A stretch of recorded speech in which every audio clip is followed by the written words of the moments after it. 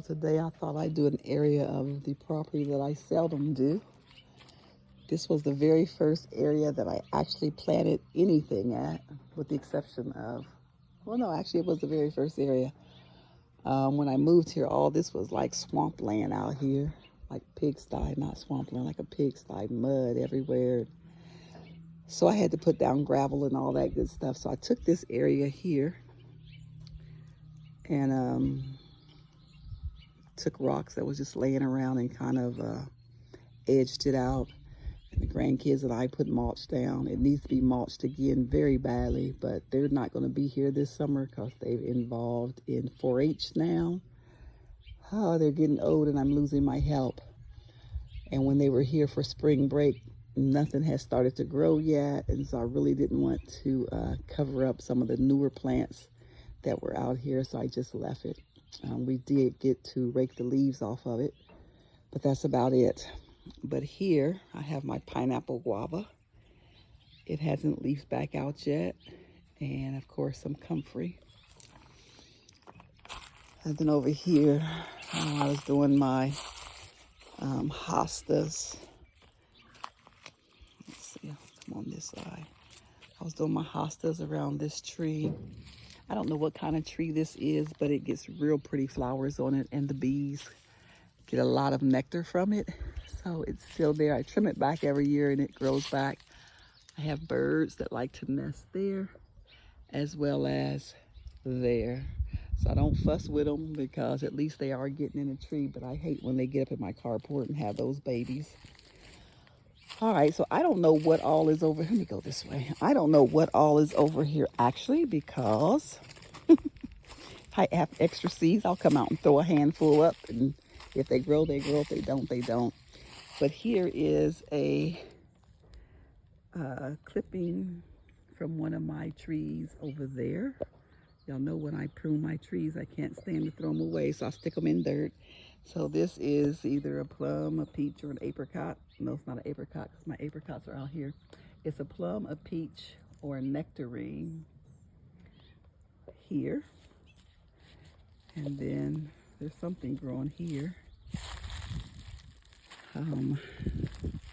I have forgotten the name of that plant there.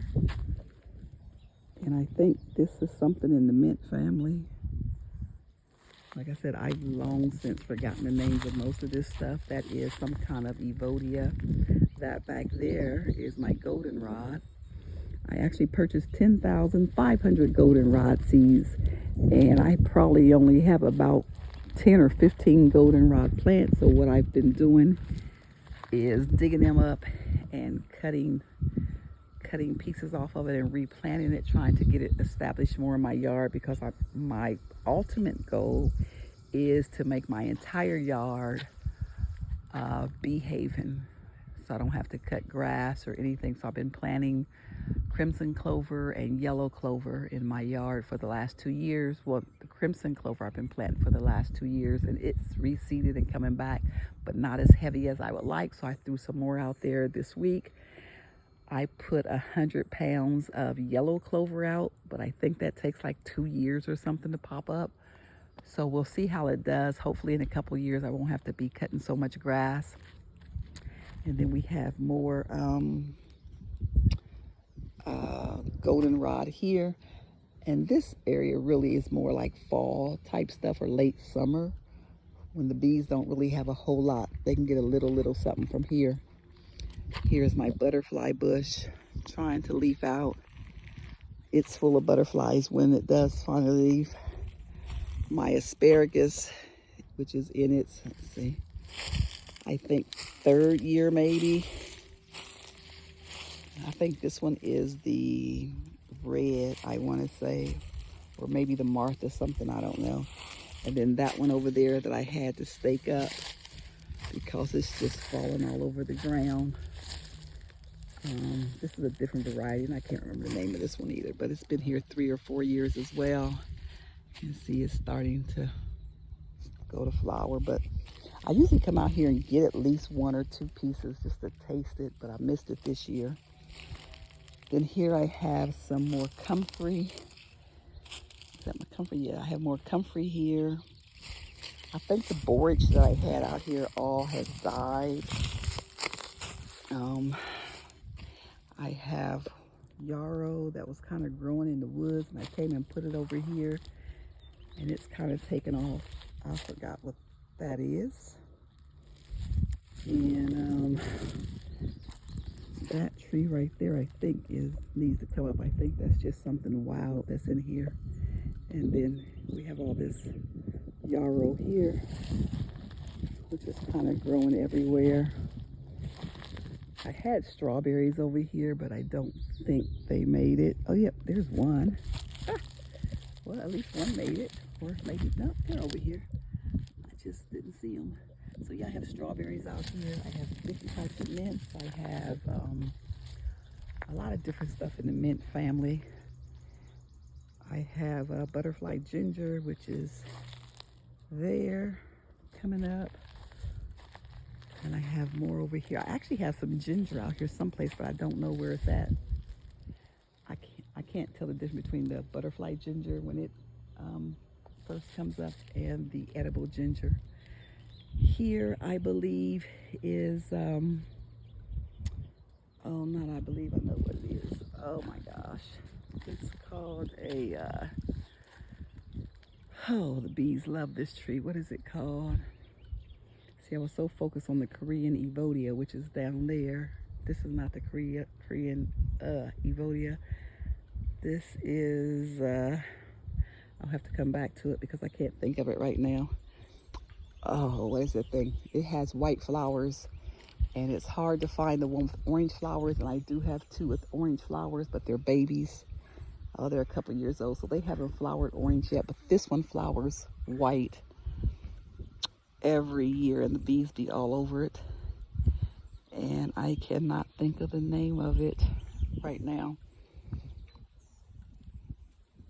And I looked high and low for this thing. I can always find the white varieties, but like I said, the orange ones are very hard to find. And I first saw this tree. Actually, I first smelled this tree in New Orleans. I was walking past, and just this fragrance. That's what it's called. It's a tea olive. tea olive fragrance something. But anyway, it's a tea olive tree. But I smelled it when I was in New Orleans, and I had to turn around and figure out where the smell was coming from, and it was coming from this tree right here. It's called the fragrant tea olive, and there might be another word, but anyway, very nice tree. If you can find the orange variety, go for the orange variety. It's really pretty, but like I said, it's very hard to find. And this is my lavender bush I have for the bees, and it's starting to flower out. Man, I need to mulch really, really bad, but I don't know if it's going to get done this year. Now, right here is it's called a BB tree, and the bees absolutely love that. So I can't find that tree at all either. I ordered that. Somebody had seeds, and so I ordered it, and they never came up. Then one day, last year, I was out here, and I saw that stick right there where I had marked it and had the label on it at the time. And so that's the only one that survived out of all those seeds that I planted. So I'm excited for that to be growing finally. I cannot wait for it to flower, which is probably some years from now, judging how small it still is. Let me see. So that is called the Korean Evodia. We have more strawberries over, where is that? Over here. More strawberries growing, and that is just a piece of, oh, I can't think of the name of that tree, but I have another one up there. But I took a piece off of that tree and stuck it in the ground, and it's a very small piece, but that's all as big as it's gotten in all these years. There is something here. I'm pretty sure it's in the mint family because the stems are almost square. Probably a mint or something. I think this is another butterfly bush, and this is another one of those fragrant tea olive trees here, and it's white. And then over here out by the road, I planted another, I think this one is the plum, a tree of a cutting from off of one of my trees. Came over here and just stuck it in the ground. Y'all know how I do. And then on the back side over here, I have 3 or 4 different varieties of thyme. And what I use this for, I use it in my smoker with my bees to help with the hive beetles and things that are in my beehives.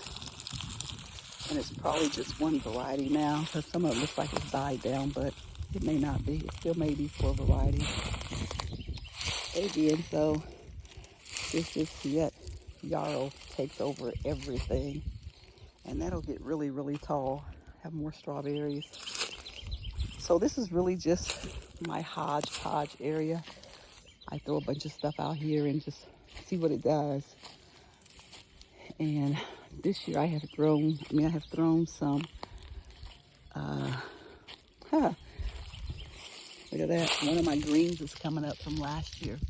I always throw collard greens or kale or mustard, some kind of greens. I think this is a, I think it's a chrysanthemum, a hardy chrysanthemum coming up, I think. But over here is where I threw out some more different seeds, like from the greens and stuff, because my water hose will reach here. I can stand over by the fire pit and my hose will reach about to this butterfly bush. So anything beyond the butterfly bush never gets watered. I know, bad me. But anyway, y'all, that is it for one of my little pollinator areas. And I'll probably get more things to throw out here this year. I'm not sure, because really I need to get in here and get it mulched. But I'm not feeling enthusiastic about hauling mulch right now. Although I have it, because I have all those wood chips way over there. Hey, y'all see that green thing? I ain't gonna tell you what's in there. But actually what it was, the grandkids and I it was an old greenhouse covering. So the grandkids and I was getting the leaves that we were gonna burn them. And this was about 4:30 one day when we started, 6 o'clock I get an alert on my phone saying there's a burn ban. And the burn ban is still in effect. So needless to say, I haven't been able to burn the leaves. But I'm going to show you because it's an experiment. Why not? Let's see how it works. I know that plastic gets really, really hot. So yesterday I said, you can't burn your leaves. So what are you going to do with this? You're going to just leave it sit here all summer until they say you can burn? No. Guess what I did? So I came up here. And I don't think it's going to make it. It's probably too daggone hot. Put the watermelon in there. I tried to cover it with the leaves so I can get a little protection from the sun, but I stuck a watermelon in there, but I also planted some right there.